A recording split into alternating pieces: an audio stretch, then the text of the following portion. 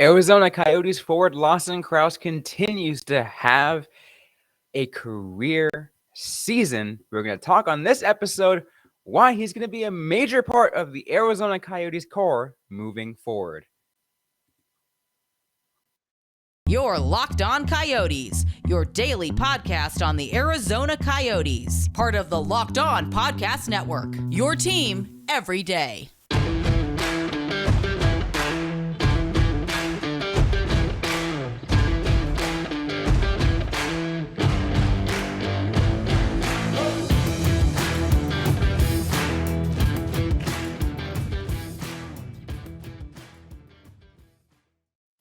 Welcome to the show, everybody. I'm Robyn Leonio. That's Carl Pavlik on today's episode of the Locked On Coyotes podcast. I want to thank everyone for making this show your first listen every day. We are free and available on all platforms, including on YouTube. We got a great show on today's episode. We're going to be talking about Lawson Crouse. There's a major focus on this on today, Carl, because my God, he continues to have a great season as in the game against the Predators, scores twice. Yep, and had a goal against the St. Louis Blues last Saturday as well. Nice 3 goals in 2 games for Crouse. Been just a really huge part of the Coyotes this season. I just love the development. I'm not sure the development's the right word I'm using on this, but I just love the career arc that Crouse has had in just the last couple of years. Because you look at it right now, he has played 49 games and already has 19 goals. He's just only 1 goal away from having tied his goals in last year in 65 games played. Yep, and only 3 points away from tying his career high 34 points from last season. He is definitely a player who took a really big step forward. And there was always kind of speculation, at least for me, whether or not this is just him playing up for his contract year. We see a lot of players do that. They work really hard. They sign their deal. I don't know if it's not the drive or if it's the increased expectations, but they tend to kind of drop off. That's not the case with Crouse. He is only getting better. Absolutely. And it's awesome because you see, we know, again, we talked about where the Coyotes are this year. And it being a rebuilding team. And I mean, it was the same last year, and it's going to be the same for another couple years. But it's awesome to see a team, a player like Lawson Crouse in a year like this year just do so well, especially in the year that he had, in the couple years he had just a couple years ago, right? Because, obviously he had that snake bitten year, that shortened year, that 2020, the 2021 season, where he only had 13 points. And then even before that, look, 23 points, 25. So he's which is not, terrible for, first couple years in the NHL, but, Sure. He had something that was holding him back. And I think, but maybe the change in the coaching staff, maybe the change in the way he did his development, something happened. Something happened to really turn this gear on. It could very well be Andre Tourigny because his great years have been happening since then. Yeah. He has definitely really benefited from a new coaching style. It's probably a lot of stuff, if we're being perfectly honest. I'm sure that coaching has made a difference for him. Like just looking at the numbers under Tocchet, under Tourigny, he's definitely stepped up his game. But I also think he probably took some major steps, like in his personal life. He's working out differently, I'm sure, like eating better, just growing as a person as a hockey player. Like you're going to get better if you keep doing the same thing over and over again. And I don't want to take too much away from him because I'm sure he put in a lot of work to get here. If you said, "Hey, is it just the coach?" He'd be like, "No, I'm also doing like X, Y, and Z." So it's a lot of everything. Coaching is just the thing that really stands out because we do see this sharp change in his career trajectory under a new coach. Maybe it could be, around the same time that the coaching changed. Maybe he changed his own personal trainer, and his personal trainer's like, "All right, let's focus on these couple things that you guys that you can work on." Yeah. I mean, I do also feel like Bill Armstrong, I'm sure, sees Lawson Crouse as the type of player that he wants to have. When you look at how the Coyotes drafted last season, outside of Cooley, it's a lot of players that should remind you of Bigger Lawson physical Crouse. guys, yeah, Yeah, like yeah, you know, yeah. There's going to be maybe some grind players out there that out of those physical bunch that Armstrong, but the power forward. yeah, That's essentially what the what Armstrong has been getting. yeah. And seeing I'm sure having a GM who's like, yeah, we want players like you. That's got to feel great for your confidence. This season, I think we could also probably credit Matthias Michelli. I know he and Krause have been playing together a lot. Michelli is having a phenomenal rookie season. Krause seems to connect really well with him. And as we're also seeing with Clayton Keller and Nick Schmaltz, that kind of duo could really make or break a player. Absolutely. And I will go back and just say, just like, I'm glad that he's gotten to this point and that he's gotten that confidence back. Because I remember seeing him when he first came to Tucson, and I was like, like, I like this kid, and especially because that was that year in Tucson was the year it was Lawson Crouse, Nick Merkley, and Dylan Strome on the same line, Yeah. which was, then was absolutely insane. Even now, you look back at it, it's like, oh, it's absolutely insane. Um, but to see how he's come since then, it's just like he's worked a lot. Yeah. He has definitely put in the effort, and he is going to be a big piece of the Coyotes moving forward. I'm seeing his name come up in trade rumors. I'm like, no, I don't think that one's going to be moving.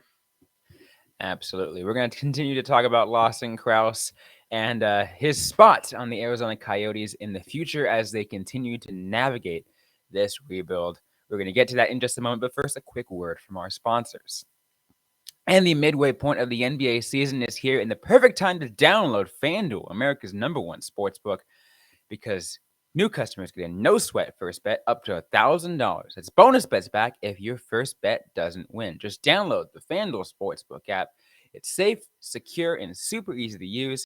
You can bet on everything from the money line to point scores to threes drained, everything in between. I know a lot of you Suns fans, we're an Arizona show, so probably a lot of Suns fans out here listening are probably going to be paying attention to what the Phoenix Suns do now that they got Kevin Durant and everything in between. Plus, FanDuel even lets you combine your bets for a chance at a bigger payout with same game parlay. So don't miss the chance on your no sweat first bet up to $1,000 in bonus bets when you go to fanduel.com/lockedon. That's fanduel.com/lockedon to learn more.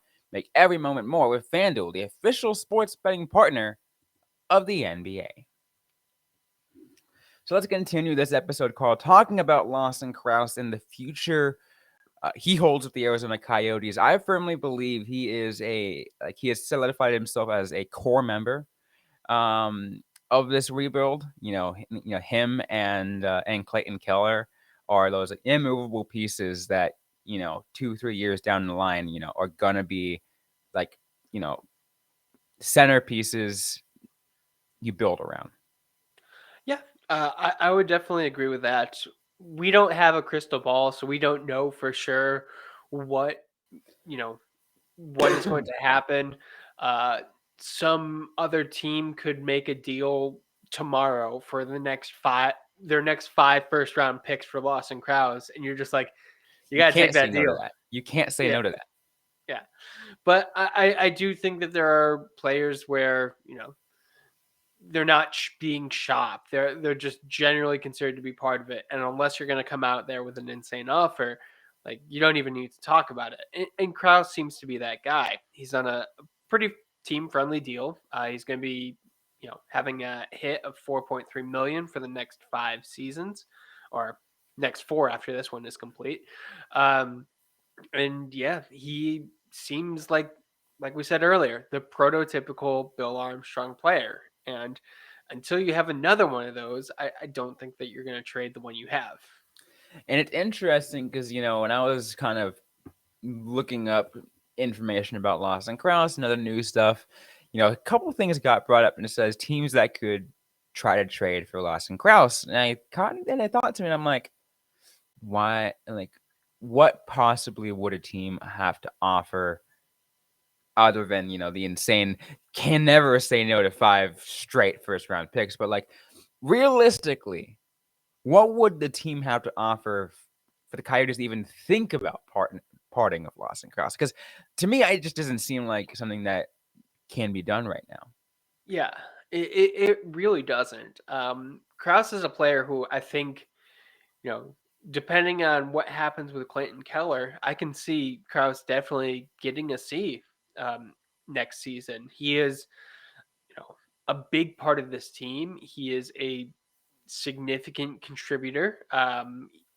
He just doesn't seem like a player who would be on the move. So I really don't know what you could offer to like pry him away from Bill Armstrong.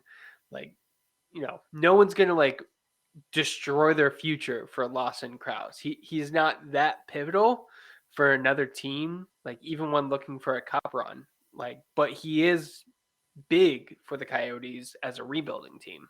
Absolutely, and I'm glad you mentioned he's could be a potential player to wear the C, because there's obviously back and forth. I think the two biggest names that have been mentioned are him and Clayton Keller. It's it's a matter of when they name when it's who of the two it's going to be, right? Yeah. And they won't go wrong with either one, because either one, the other one is going to be wearing an A. Like, and that's still part of the leadership team. And they are definitely two players who seem like they are significant leaders on the team. We're not in the locker room, so we don't know for sure like what the other guys on the ice would say. But just looking at this team long term, it's been Kraus and Keller as two of the major staples, especially now with Chikrin on the way out. It's yeah, I can't think of a better choice other than the two. Absolutely. And it makes me excited to see that you have those two players as a core member of this team and the players that are coming in, right? A mix of the physical and a mix of the skill. You have, Logan Cooley looking his best out there in Minnesota right now, with the at the university. You have Dylan Gunther now, who had a solid half season up here with the Coyotes before going to Seattle. Connor Geeky, who knows what he's going to look like. Maybe we can potentially see some good stuff from him. Like, it's, you can go down the line of a lot of the prospects out there. 3-4 years from now, Cole, this Coyotes team is going to look really good, especially with, again, those two players we mentioned, Clayton Keller and Lawson Crouse, and, those other prospects who just look promising. Yeah. But I think like 3 to 4 years is a realistic timeline. If you were looking at Connor Geeky as Lawson Crouse 2.0, which I think a lot of people kind of were when he was drafted, I know that's kind of how I slot him in my mind. Then he is still quite a few years off from that. So you're going to need a guy like Lawson Crouse. Who else is going to be him? Who else is going to be that very strong power forward who can hit, who can fight, who can score, who can do all of the stuff. And the Coyotes have a few of those players in the pipeline, but they're not going to be ready next year. They're not going to be ready the year after. Like Crouse is the person who's there for the long term and potentially could be with the team for just a very long time because he has that very important role. Look, other example, Jan Unique has been in Tucson for what, 2-3 years now. Yeah. Like, it's probably going to take him a couple years to even make it to the NHL. And even then, he'll be, what, third, fourth line, like, banger out there? Yeah. And I mean, look how long it took Krause to go from like just being in the NHL to being the NHL player he is now. I think that is definitely very important. Like there is a difference between making an NHL roster and being a significant contributor on an NHL team. And what's amazing with Lawson Crouse is he's the kind of player, because a power forward is the kind of player that not necessarily will command, first line minutes. Yeah, They're like second line, third line. Um, and even then, are still, huge factors on the team. absolutely. Like what Krause isn't the top line for the Coyotes. I I would think say he that floats between two and second and third line. yeah, depending on how you're counting the lines. But he Yeah, I is know the Lions are weird with the Coyotes. Sometimes they put like they have like Keller and Schmaltz on the third line. And you're like, what is her fourth line or whatever? Like, it's, at least on the stat page, you're like, what? But he is second in goals scored. He's 2 points shy of Clayton Keller. He's third in points, four back of Nick Schmaltz. Keller's having a phenomenal season though, so it's going to be tough for Krause to reach that peak. But I wouldn't have thought that Krause would be number two in goals, or top three of points, like 2 years ago. If I knew that there was going to be a rebuild and it was going to be all like last season with the Louis Ericksons and the Jay Beagles, you know, picture him being up there, but not necessarily a top three guy. Exactly. Any last things on Lawson Crouse you want to bring up before we get to our final bit of news on this episode? I he had a very glorious beard to start the season, and I think he has trimmed it sometime in the past. He's still rocking a beard, but it's not as big and bushy. So I'm gonna mark down like 5 points on that. Gotta love it. Anyways, though, we have one final thing we want to get to on today's episode of Locked On Coyotes. And if you've been paying attention to Coyotes fan social media, you'll know what we're talking about. But we'll get to that in just a moment. But first, a quick word from our sponsors. So our next partner has a product that I use literally every day of my life. I started taking AG1 because I'm getting a little bit older. I have a lot going on right now, so I don't really have the time, but I want better gut health and a more optimized immune system. Who doesn't want to have a healthy immune system right now? And the great thing about AG1 is it's lifestyle friendly. Whether you eat keto, paleo, vegan, dairy free, or gluten free, it is the product for you. And it contains less than 1 gram of sugar, no GMOs, no nasty chemicals, or artificial anything while still tasting good. Also, really is useful at giving you better sleep quality. And I know tons of people out there take some kind of multivitamin, and that's why it's important to choose one with high quality ingredients that your body is going to enjoy. And AG1 is that product.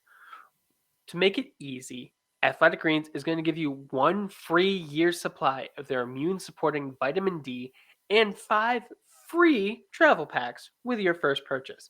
So all you need to do is visit athleticgreens.com/NHL network. Again, that's athleticgreens.com/NHL network to take ownership of your health and pick up the ultimate daily nutritional insurance.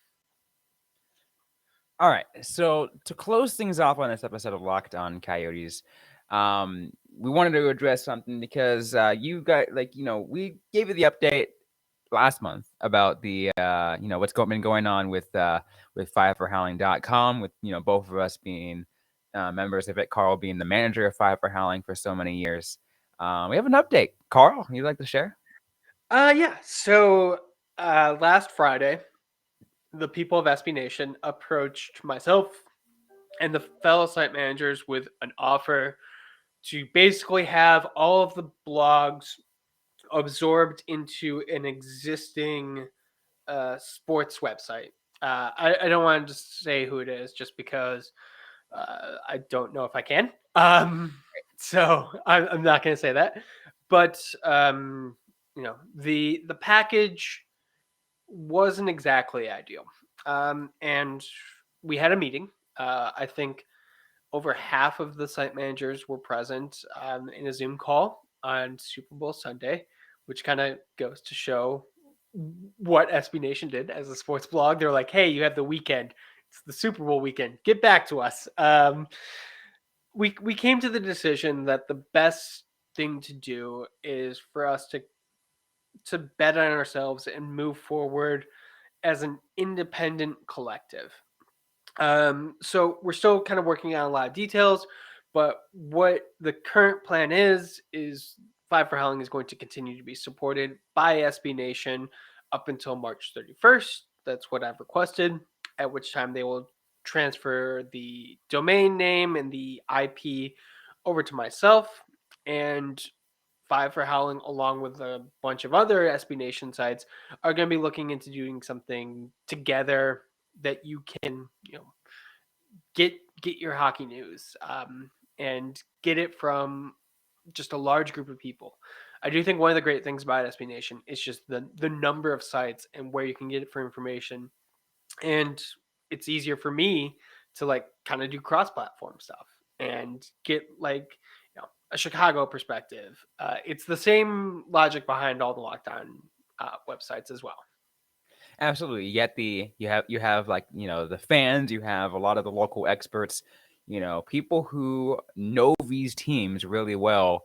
That's what, that's the kind of thing that made SB Nation so great for so many years. And I'm so glad that the what's going to be now like former SB Nation NHL sites making themselves an independent collective, as you mentioned, with the help of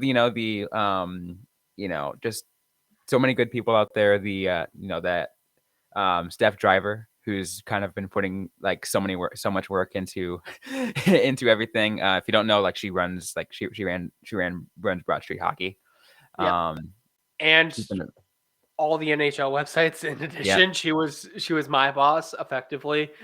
If you enjoyed Five for Howling from the start of the season to now in any way, you should thank Steph Driver. Before the year even started, there was talk that there was not going to be the lower traffic SB Nation sites, and she came in big with a sponsorship deal, which is why all of the game previews were sponsored. I'm not going to say who sponsored because they're not paying me now, but if you go back and check some of them, you'll see. And there is kind of a hope that we can grow this. It is going to start off independent for now. Steph is looking for some investments. That's kind of mid future range. So, again, not too much we can discuss right now, but we are going to be looking to grow. There are plenty of people who value the SB Nation sites. And I'm glad to continue. It's a fun prospect to go independent and to not necessarily have the same corporate reach that we had with Vox and SB Nation. They were good. They didn't give much oversight, but it does feel different when you're doing it for yourself. Plus, there's that even bigger community aspect now, right? Because I feel like as independents, you have a reach better with the fans. Yeah. You have a bit and able to connect more with them and allow them to have a voice as well. Yeah. Yeah. And I think people just kind of in general appreciate someone who is going off and doing it themselves. Um, there's always talk about like entrepreneurs, and I wouldn't necessarily classify what we're doing as an entrepreneurship, except for Steph. She is doing that. Yeah. It's more going to be like a continuation, hopefully, of the work that we're doing. Just hopefully more, and hopefully it'll be good. I'm really hoping it'll be good.